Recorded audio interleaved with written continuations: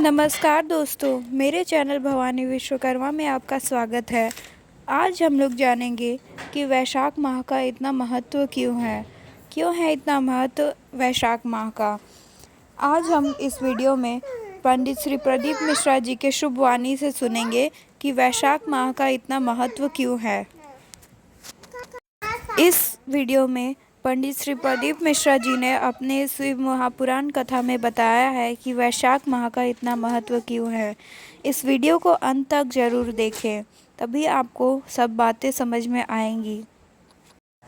अगर हमारा वीडियो आपको अच्छा लगा हो तो हमारे चैनल को सब्सक्राइब जरूर करें और इसे ज़्यादा से ज़्यादा लोगों तक शेयर ज़रूर करें। तो आइए जानते हैं कि वैशाख माह का इतना महत्व क्यों है।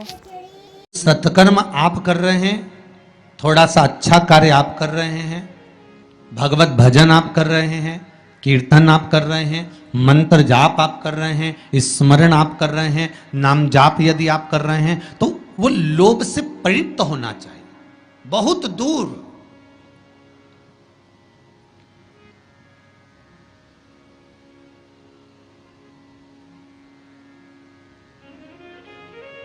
आपके भीतर वो उपजे ना।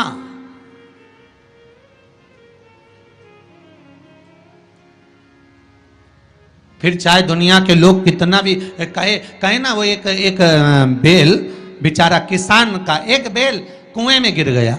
अब कुएं में गिर गया तो किसान का बेल जब कुएं में गिरा तो ये देखा कि कुएं में से बेल को निकालना है। खूब मेहनत करी किसान ने बेल को निकालने की, पर वो बेल निकल नहीं रहा था। बहुत बहुत बहुत बहुत मेहनत करने के बाद भी वो बेल नहीं निकला। बहुत अथक प्रयास करा गया पर बेल नहीं निकला। तब किसान ने फिर कहीं मशीन वाले से कहा होगा कि इस बेल को निकालना है। मशीन वाले ने कहा 25,000 रुपये लग जाएंगे, 20,000 रुपये लग जाएंगे। तो उसने सोचा 20,000 25,000 लग जाएगा तो इससे अच्छा है कि इसको पड़े ही रहने दो। बेल किसी काम का तो था नहीं, बूढ़ा हो गया था। अगर बेल बूढ़ा हो गया है तो इसी कुएं में पड़े रहने दो, मर जाएगा। इसी कुआं भी सूख गया है, इसमें कोई दिक्कत वाली बात नहीं, अपन कचरा पटकते जाएंगे, बेल को वहीं की वहीं दबा देंगे। गांव के लोगों से कह दिया मेरा बेल कुएं में गिर गया है और ये बूढ़ा हो गया था। एक काम करो, तुम्हारे गांव का जितना भी कचरा है ना, घर वाले वो सब लाकर इसमें डालते हैं ना, बेल मर जाएगा, धीरे धीरे उस पर मिट्टी डल जाएगी। गांव के लोगों ने कचरा लाकर डालना चालू करा। जैसे जैसे बेल के पास में कचरा पटकना प्रारंभ करा, बेल भी समझदार था। इधर कचरा पटकते तो इधर पांव रखकर खड़ा हो जाता, इधर पटकते तो इधर पांव रखकर खड़ा हो जाता। धीरे धीरे पूरा कुआं भराते चले गया और बेर कचरे पर पांव रखते रखते रखते रखते रखते रखते बाहर आ गया।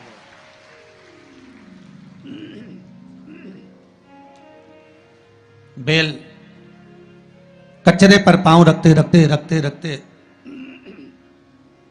बाहर आ गया, ऊपर आ गया।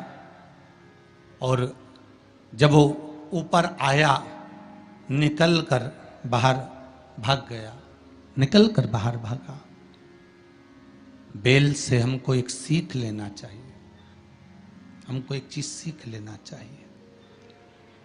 बुराई करने वाले कितनी भी बुराई करेंगे, निंदा का कचरा, बुराई का कचरा कितना भी पटकेंगे, हमको केवल उस पर पांव रखकर निकल कर बाहर की ओर चले जाना है और हमारे जीवन को सार्थक बना लेना है। करे करे तो करे।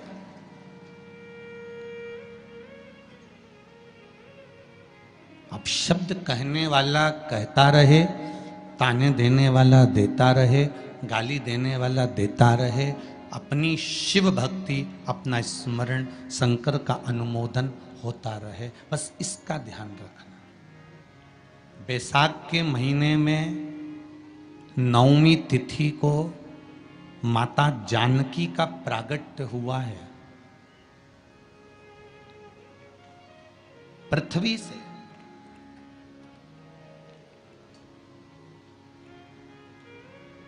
कभी एक विचार करिएगा कि नरसिंह अवतार बैसाख के महीने में हुआ, कुर्मा अवतार बैसाख के महीने में हुआ, हयग्रीव अवतार बैसाख के महीने में हुआ, परशुराम अवतार बैसाख के महीने में हुआ, माता जानकी का अवतार बैसाख के महीने में हुआ। आखिर इस बैसाख के महीने में, माधव महीने में इतनी महत्वता क्यों?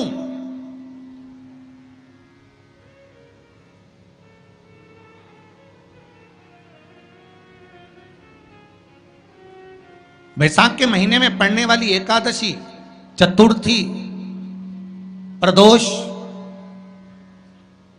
अमावस्या, पूर्णिमा, शिवरात्रि, ये सभी इतनी महत्वपूर्ण क्यों हो जाती है?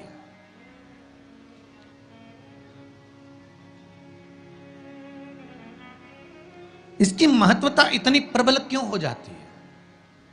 किस लिए? क्योंकि बैसाख का जो महीना पड़ता है, सूर्य की संपूर्ण तपन, सूर्य देव अपने पूर्ण तेज के साथ में, पूर्ण तेज के साथ में मृत्यु लोक के निवासियों पर, चाहे जलचर हो, थलचर हो, वायुचर हो, चाहे जो जीव हैं, उस पर जब किरण फेंकते हैं तो संसार का जो मनुष्य है उस पर जब ताप पड़ता है तो ताप पड़ने के कारण उसके मुख से भगवान का नाम निकल ही जाता है, स्मरण नाम निकल ही जाता है। जब उसके मुख से भगवान का नाम निकलता है तो वो भगवान की शरणागति खुद ग्रहण कर लेता है स्वयं।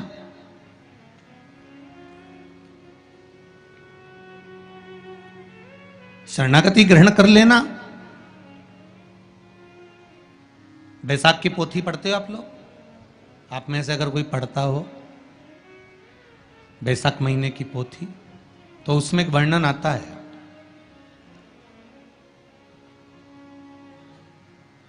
गीता प्रेस गोरखपुर के कल्याण अंक में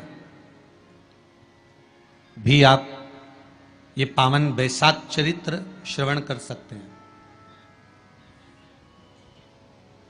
उसमें बैसाख महीने की पोथी में 10वें दिवस की कथा में 10वें अध्याय में एक व्याध और शंख मुनि का चरित्र आता है।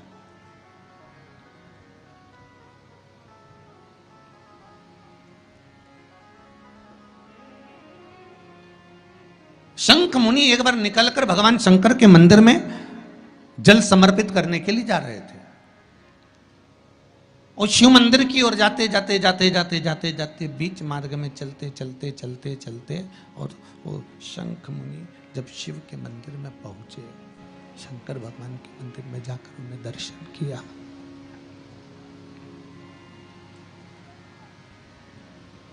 जल का पात्र उठाया और वो जल का पात्र उठाकर जब भगवान शिव को समर्पित कर रहे थे तो उसी समय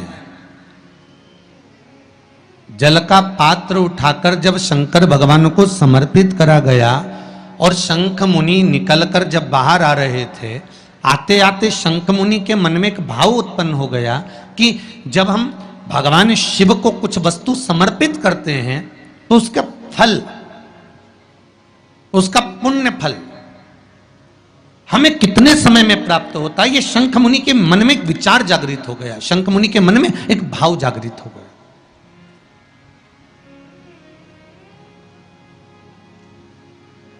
कई माताएं पशुपति व्रत करती हैं,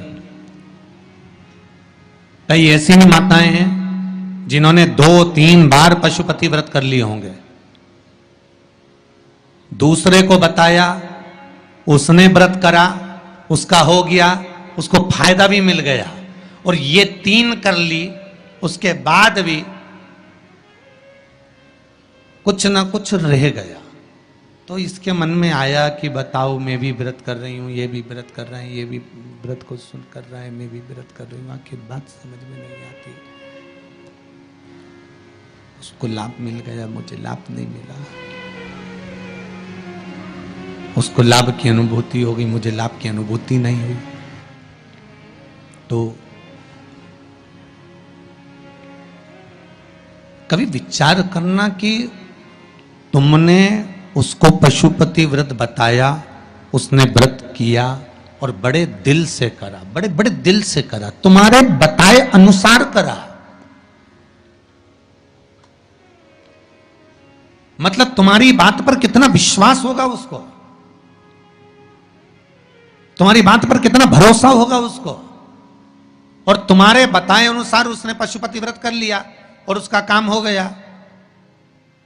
तुम 2 बार 3 बार 4 बार 5 बार कर चुकी तो भी नहीं हुआ, उसका कारण क्या हो सकता है?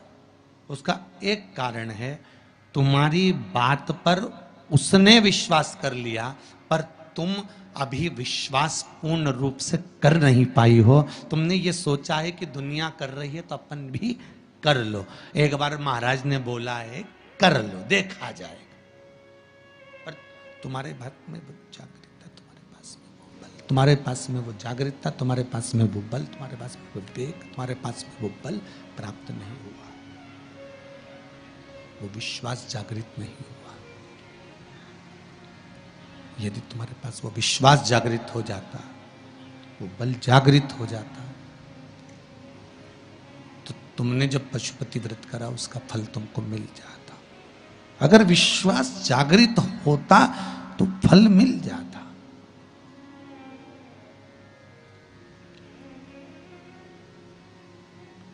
विश्वास जागृत होने पर फल की अनुभूति है।